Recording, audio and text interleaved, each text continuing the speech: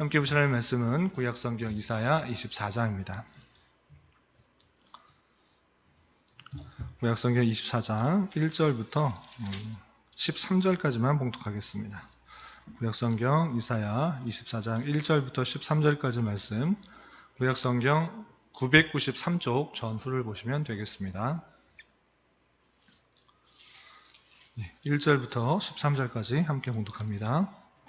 보라, 여호와께서 땅을 공허하게 하시며 황폐하게 하시며 지면을 뒤집어 엎으시고 그 주미를 흩으시리니 백성과 제사장이 같을 것이며 종과 상전이 같을 것이며 여종과 여주인이 같을 것이며 사는 자와 파는 자가 같을 것이며 빌려주는 자와 빌리는 자가 같을 것이며 이자를 받는 자와 이자를 내는 자가 같을 것이라.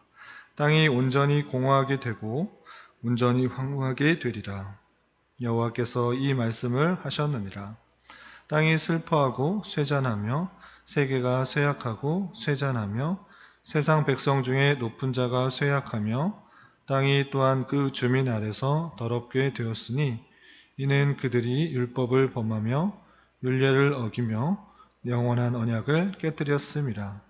그러므로 저주가 땅을 삼켰고 그 중에 사는 자들이 정죄함을 당하였고 땅의 주민이 불타서 남은 자가 적도다.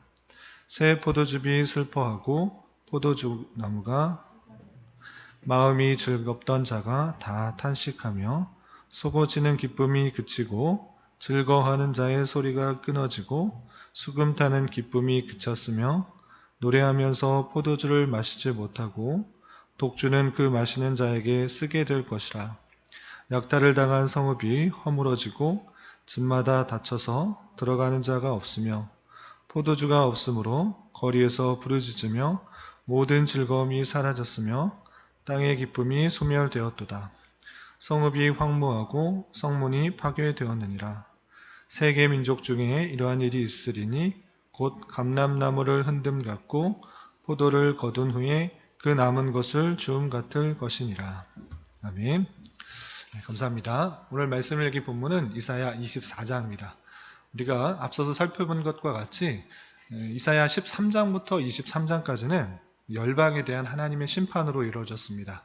이스라엘 주변에 있는 강대국과 또한 강대국이 아닌 그런 여러 소국들 모두 하나님께서 심판을 예언하는 내용이 나왔는데, 심판으로 그치는 것이 아니라 하나님께서는 심판을 통해서 하나님의 위엄과 영광을 드러내시며 또 남은 자를 회복시켜서 하나님께서 영광을 받으시겠다라는 내용들이 나왔습니다.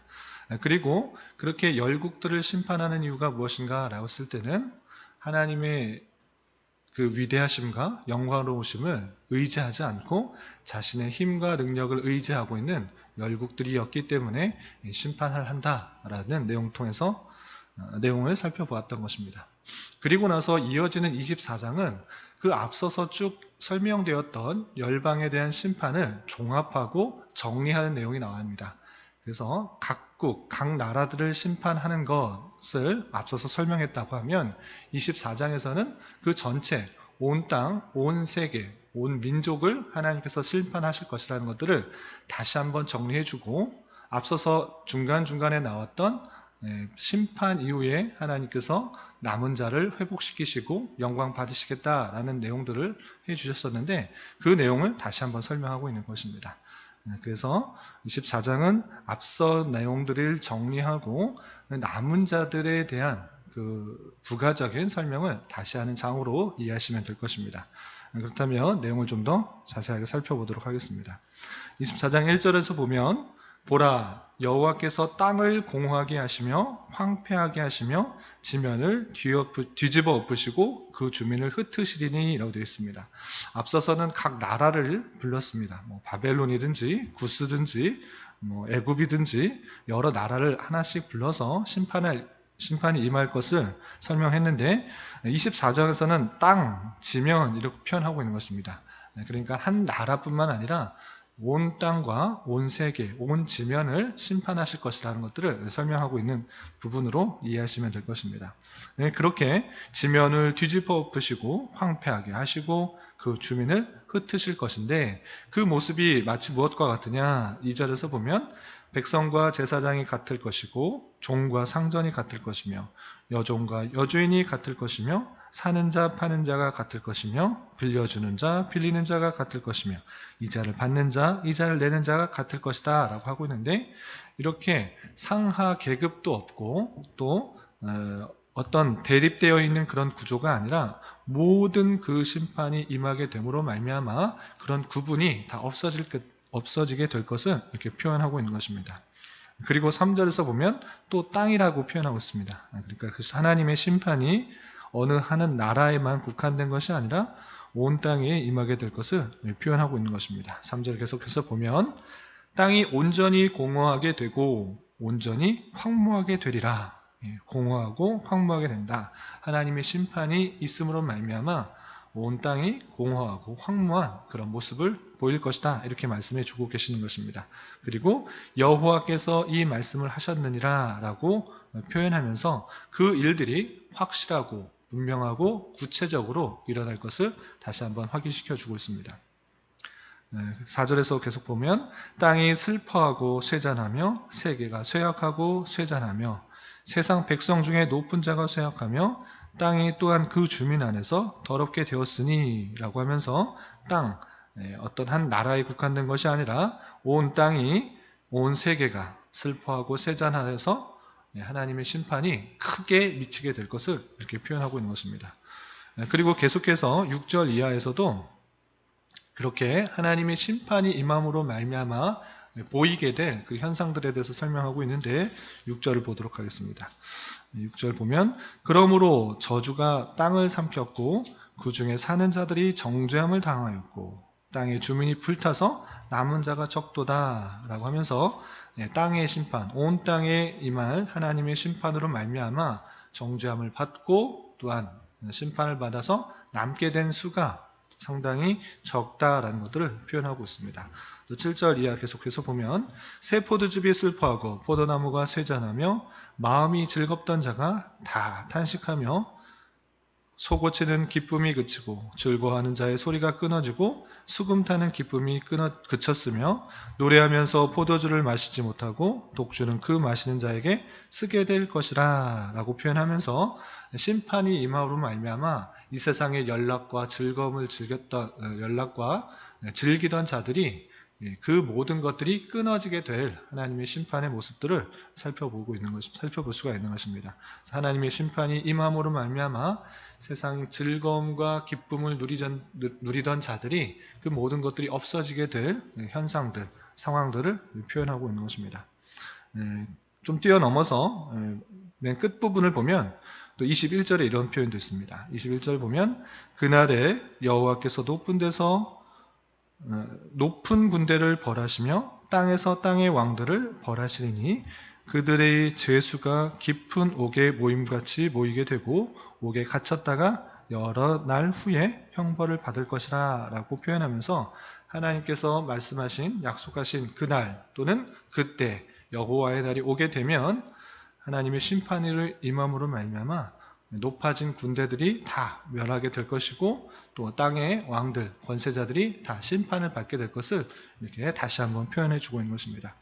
그렇다면 온 땅, 온 세계, 온 민족들이 왜 이렇게 심판을 받아야 되는가?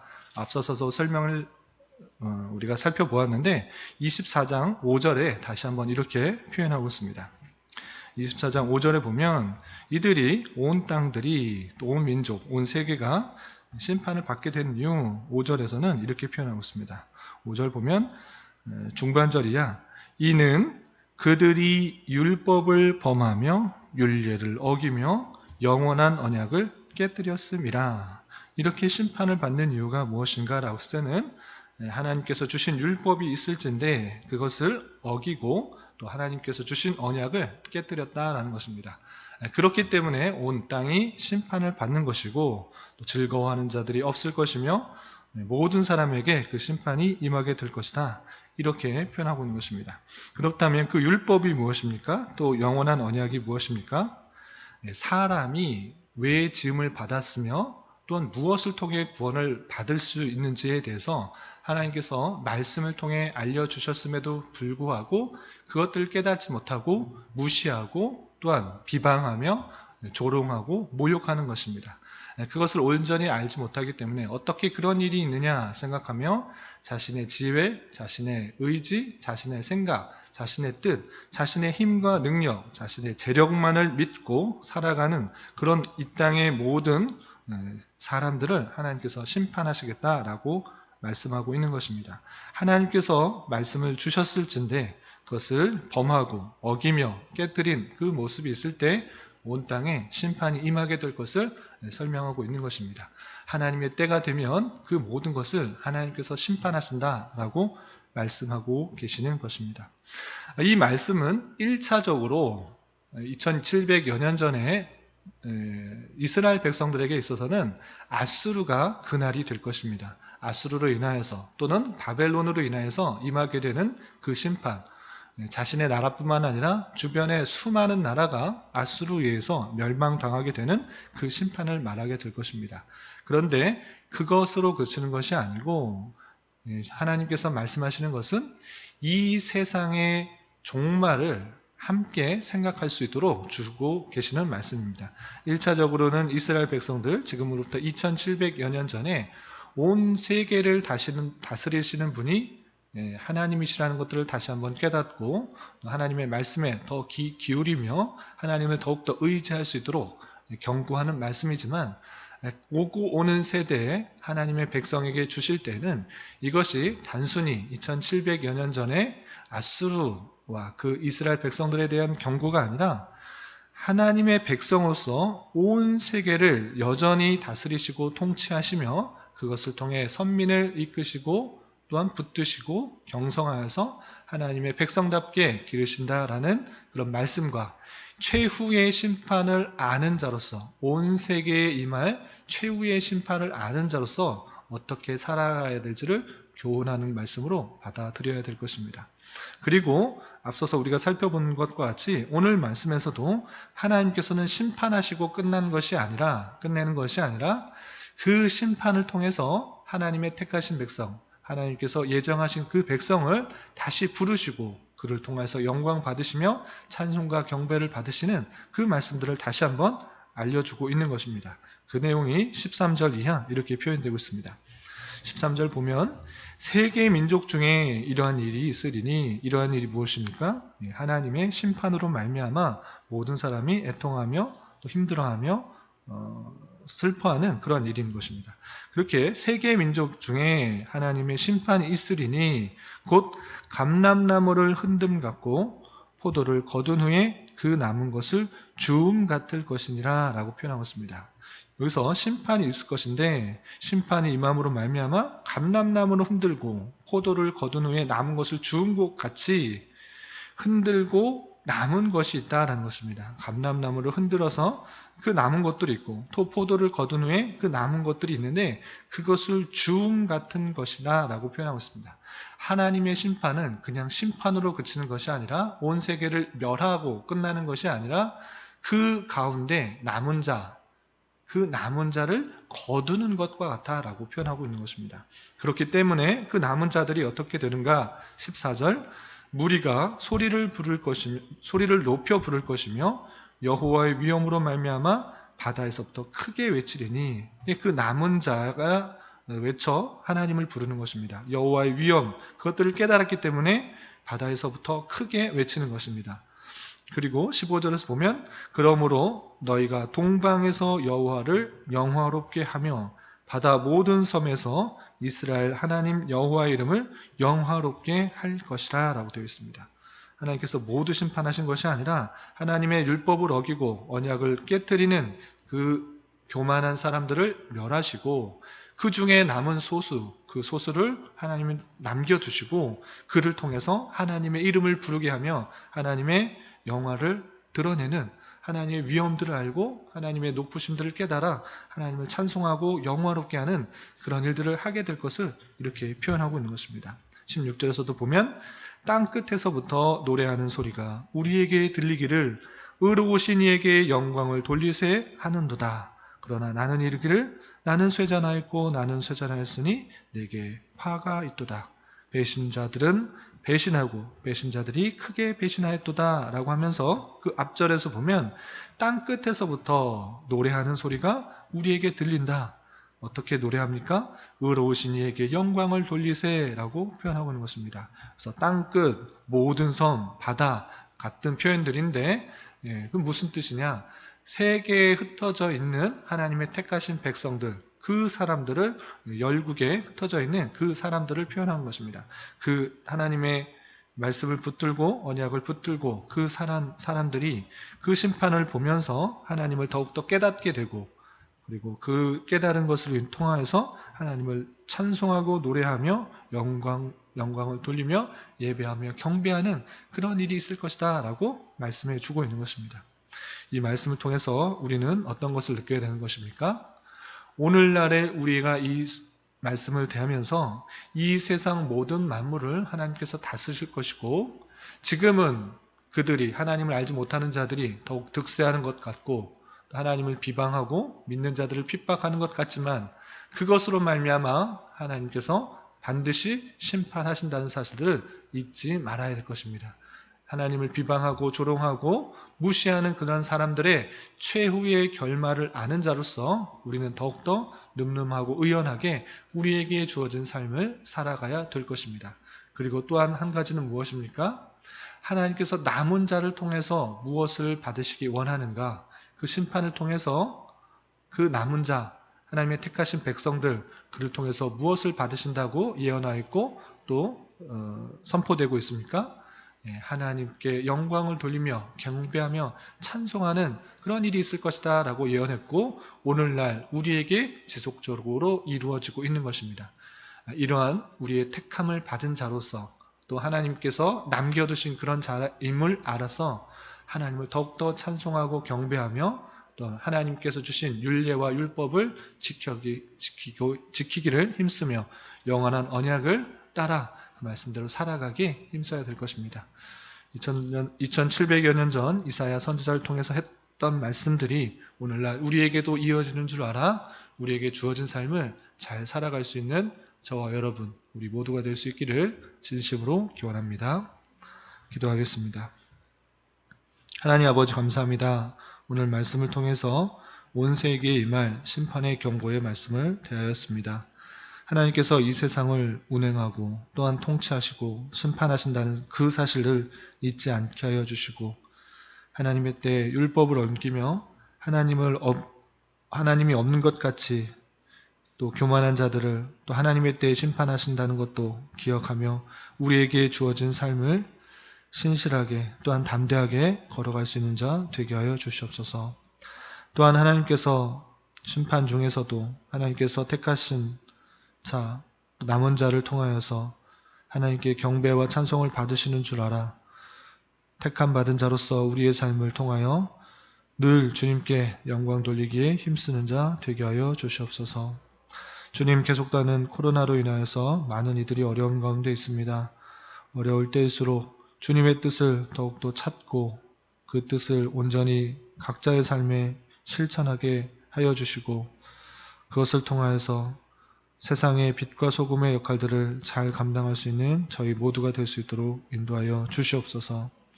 특별히 이 나라의 위정자들을 주님 붙들어 주시사 진정으로 백성들을 위하며 바른 정치를 할 수 있도록 지혜와 능력을 더하여 주시고 이 나라가 온전히 자유와 민주와 평화 속에서 통치되어 모든 백성이 고요하고 평안한 생활하는데 부족함이 없도록 인도하여 주옵소서.